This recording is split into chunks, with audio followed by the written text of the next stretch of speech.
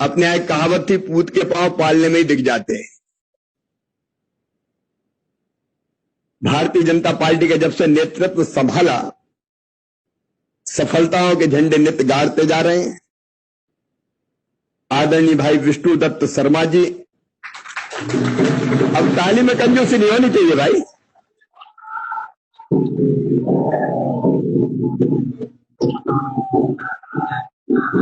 हमारे साथ इस कार्यक्रम में दिल्ली से जुड़े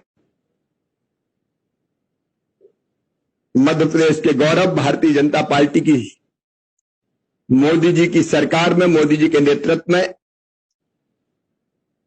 कृषि, पंचायत और ग्रामीण विकास का जिम्मा जिनके ऊपर है। अच्छा, पैसे सबसे ज्यादा इसी विभाग में है। और जब कोई पंडित जी प्रसाद बांटते थे पहले, आजकल तो कम हो गया है, तो बांटते बांटते अगर घर का कोई बच्चा आ जाता तो थोड़ा थोड़ा देते थे, घर का जाए तो मुट्ठी खोल देते थे, ले जा। मध्य प्रदेश के मामले में नरेंद्र सिंह जी का भी सोचिए, यह घर का परसैया और अंधियारी रात भरपूर देते हैं विभाग की तरफ से। आदरणीय नरेंद्र सिंह तोमर जी, हमारे वरिष्ठ नेता, राष्ट्रीय उपाध्यक्ष, जो अपनी अलग शैली में काम करते हैं। आदरणीय श्रीमान प्रभात झा जी, अभी जिनको हम सुन रहे थे, क्या कमाल का बोले महाराज। मुझे लगा मेरे भाषण की जरूरत ही नहीं है।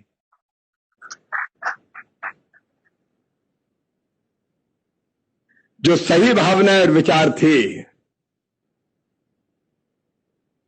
वो लगातार उनके हृदय से अभिव्यक्त हो रहे थे। और एक ऐसी परंपरा जो दम्भ और अहंकार को स्वीकार नहीं करती और जनता और प्रदेश के खिलाफ अगर कोई जाता है तो उसको जमीदोज करती है। राजमाता जी की परंपरा से आने वाले, अच्छा, वो ग्वालियर चंबल में भी वोट उनको देख के थोड़ी दिए थे, दिए इधर और बन गए वो। राज्यसभा के सदस्य, हमारे लोकप्रिय नेता आदरणीय श्रीमान ज्योतिरादित्य सिंधिया जी, ताली में यहां भी कंजूसी नहीं।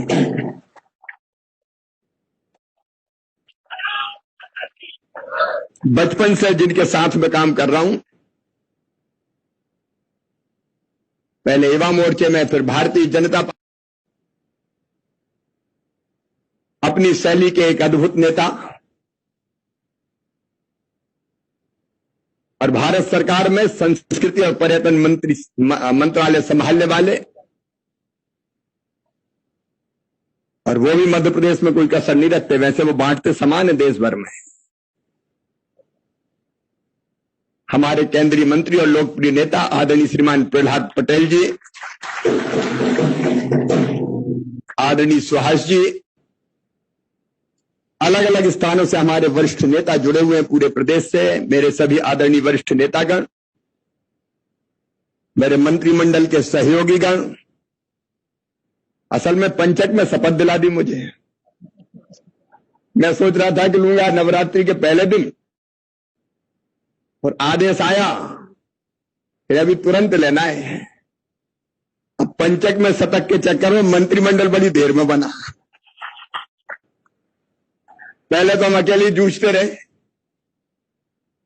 मैंने पूछा कि दिल्ली के, नहीं अभी तो कोरोना का संकट है, लॉकडाउन है, चलते रहो, एकला चालो रे।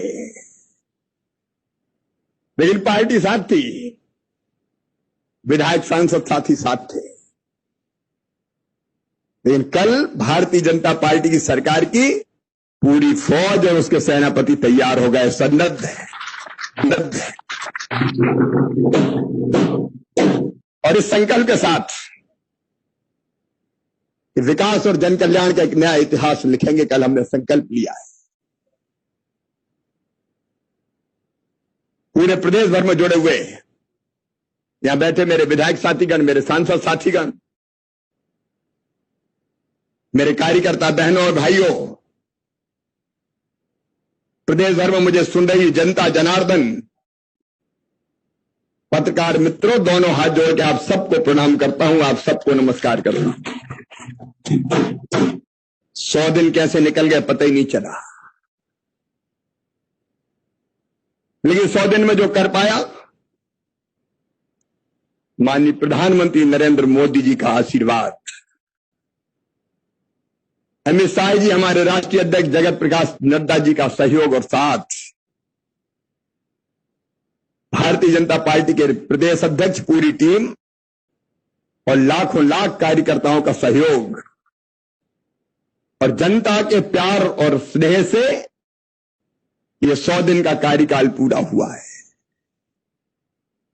और सचमुच में जब मोदी जी के बारे में सोचता हूं, आज वो लेह में,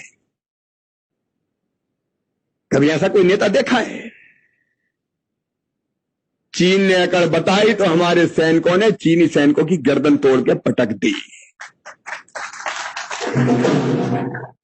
आपने अच्छी छोड़ दी कांग्रेस ने, इस समय तो पता नहीं क्या होता। उनका नेता सरेंडर की बात करता है मोदी जी के बारे में, देश प्रेम, देशभक्ति,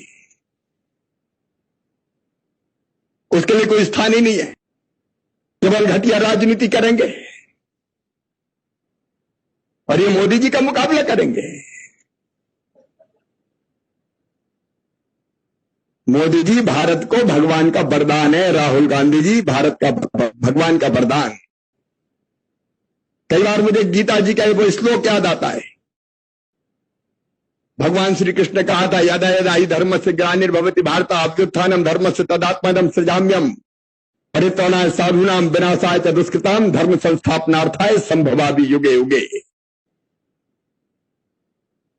जब जब अधर्म बढ़ेगा, पाप अनाचार बढ़ेगा, धर्म की हानि होगी, अत्याचार अन्याय बढ़ेंगे, तब तब सज्जनों का उद्धार करने और दुष्टों का संहार करने में बार बार इस धरती पर आऊंगा।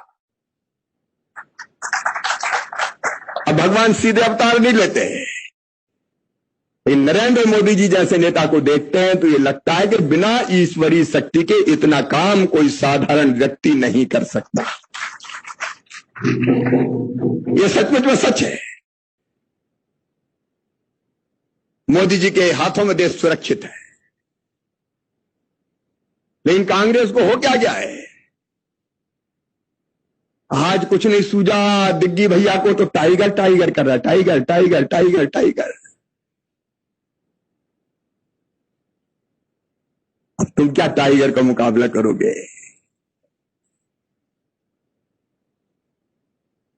इन्हें तो बंटा ढार है तो कमलनाथ की बंटा ढार करवा दिया।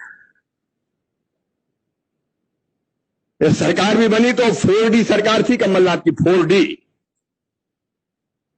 पहला डी दलाल, ये दलालों की सरकार थी, खुलेआम कह रहा हूं। मध्य प्रदेश के वल्लभ भवन को इनने दलाली का अड्डा बना दिया था, दलाली का अड्डा। मैं प्रदेश की जनता से निवेदन करना चाहता हूं, चारों तरफ लूट। मेरे पुराने पहले जो मंत्रिमंडल में साथी थे वो यहां बैठे हुए हैं। मुझे आश्चर्य हुआ जब ये कहा, हमारी इमरती बहन भी बैठी है, उनकी बातें बड़ी आनंद देती है, खरी खरी कहती है। मिलने आई, हम कक्ष में बैठे, फिर बोली, भैया हमने तो जो कक्ष ही पहली बार देखो है वल्लभ भवन को। मिलकर, अरे आप तो मंत्री थी, दिल में धसाने नहीं देते। जा जाता है, नहीं चलो चलो, 24 घंटे 26 ही नहीं, ओ लाओ लाओ, चलो चलो चलो। अब ये मंत्रियों के हाथ है। और अगर कोई बड़ा ठेकेदार आ जाए, आ जाओ, वो 2 थे, नाम नहीं लूंगा उनका। अरे ने पूछा कि भैया ये 2 कौन है? कौन से पूछा था? जो राजदंडतिया है क्या ये बैठे? तो इनने कहा कि कौन से पद पे हैं? बोले पद पता नहीं है, लेकिन एक पता है कि दिन भर बोरा में भरते हैं और रात को सीके ले जाते हैं।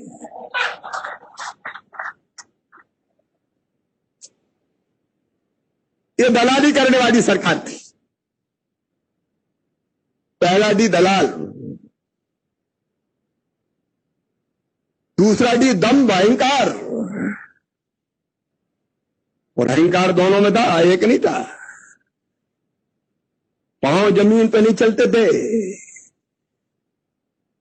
एक वल्लभ भवन में बैठता था और दूसरे, मैं नहीं कह रहा उमंग सिगार, कहते थे रेत शराब, इनका जिम्मा ले रखा था। और ऐसा समझ रहे थे जैसे ऐसी सरकार आई जो कभी जाएगी नहीं। दम्भ और अहंकार में चोर, और एक से बढ़ के एक थे दोनों। बड़े मियां तो बड़े मियां, छोटे मियां सुभान अल्लाह।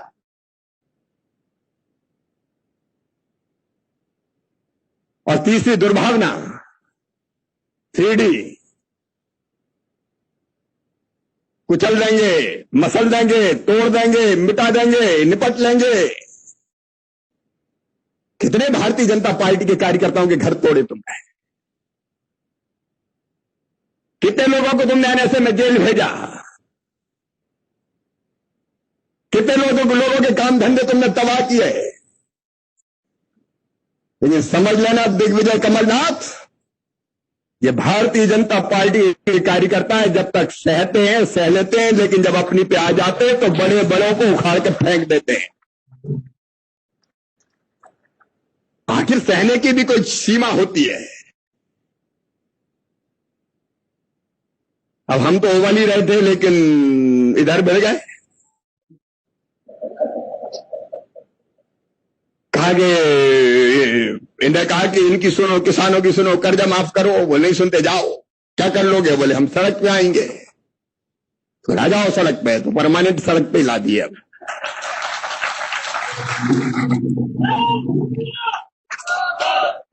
और अब उधर नींद नहीं आ रही रात रात भर।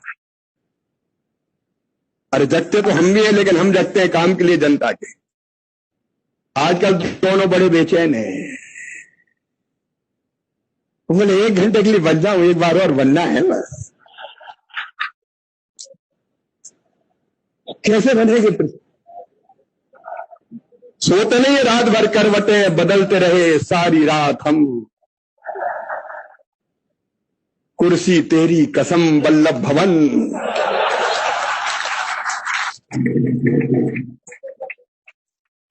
मुझे किसी ने कहा कि तड़प रहे क्या? बोले 1 घंटे के लिए एक बार।